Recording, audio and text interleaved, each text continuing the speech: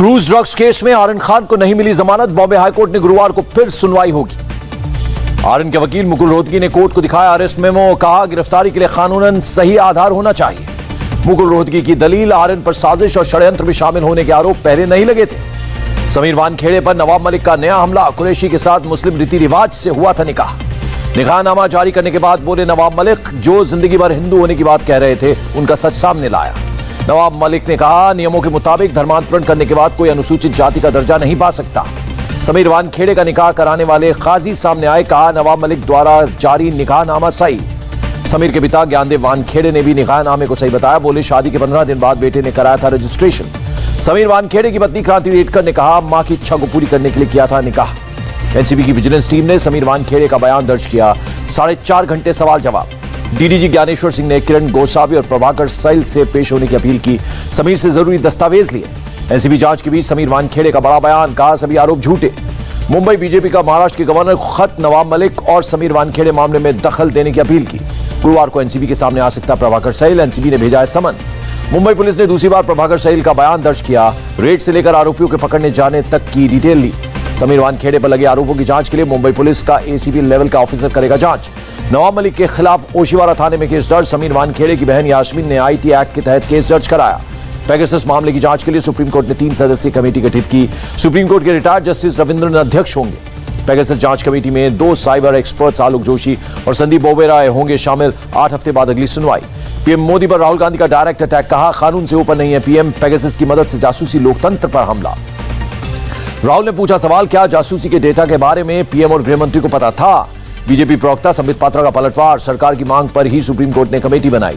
लालू यादव ने सीएम नीतीश पर साधा निशाना। कहा, तेजस्वी ने उखाड़ दिया, मैं विसर्जन करने आया हूं। नीतीश के बयान पर लालू का पलटवार। कहा, हम तुम्हें क्यों गोली मारेंगे, तुम खुद मर जाओगे। जगन्नाथ सिंह पर फिर भड़के तेज प्रताप। लालू के साथ चुनावी प्रचार में जाने से रोकने का आरोप लगाया। सीएम नीतीश के गोली मारने वाले बयान पर बोले चिराग पासवान। कहा, ऐसे बयान जनता में डर पैदा करते हैं। सूत्रों के मुताबिक सोनिया गांधी ने लालू यादव से की बात। समान विचारधारा वाली पार्टियों के साथ मीटिंग करने पर हुई बात।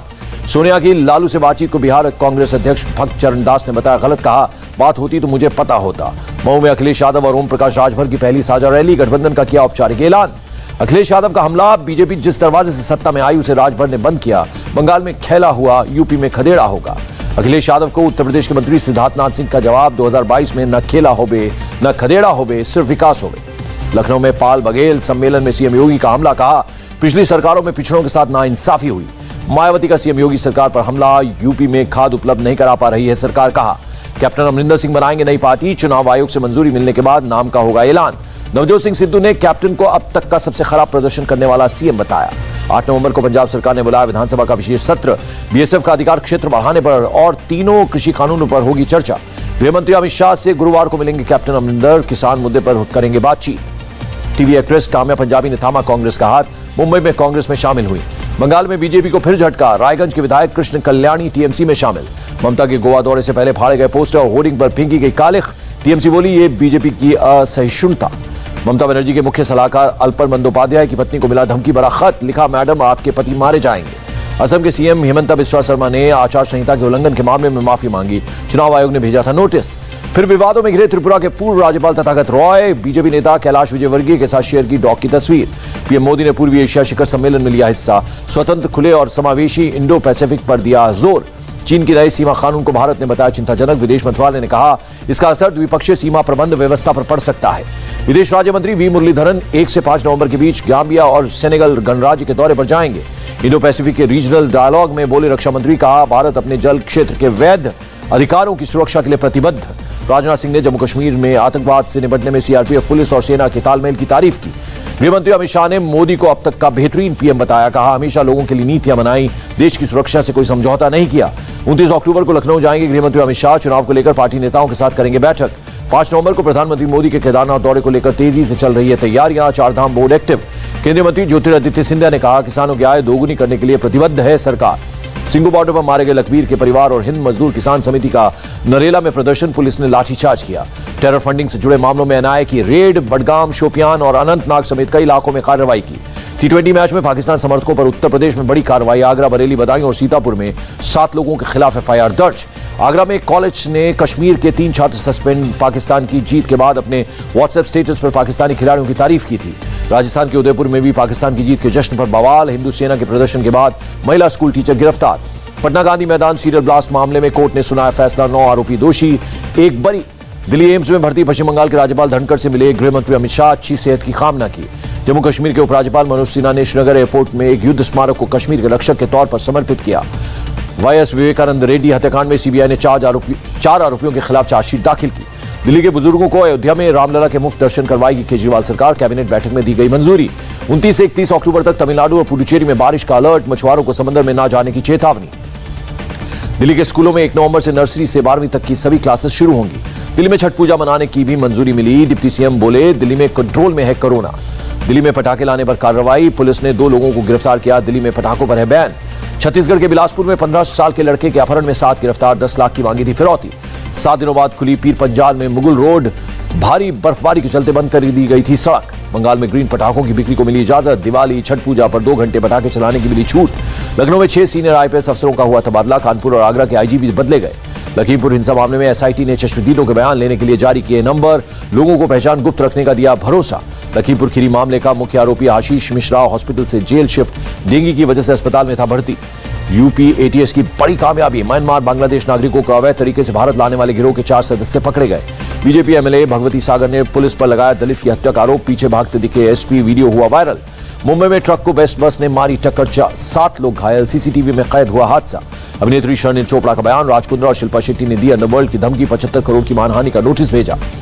केंद्रीय मंत्री मनसुख मांडविया ने की राज्यों और केंद्र शासित प्रदेशों के स्वास्थ्य मंत्रियों से वैक्सीनेशन अभियान को आगे बढ़ाने पर चर्चा।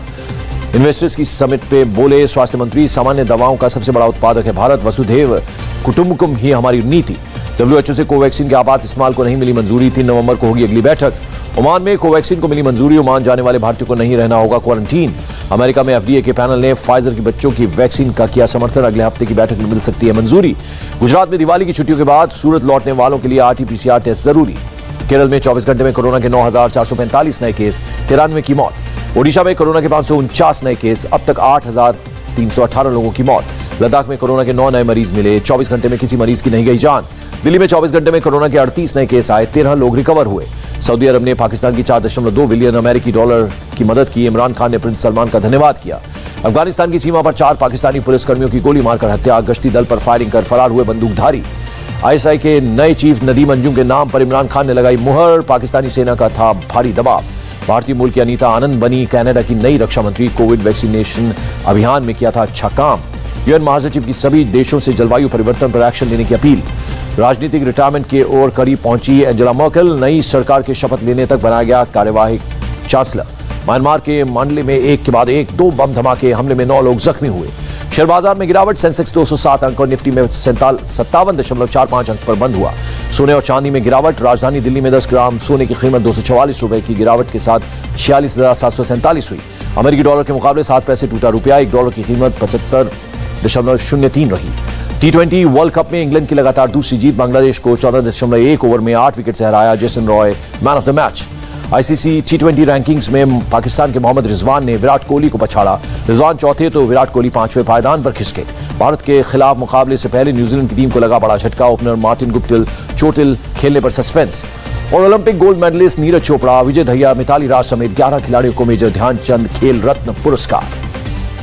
इंडिया टीवी हर वक्त हर जगह डाउनलोड करने के लिए सर्च करें India TV news Google play store या ऐप स्टोर पर।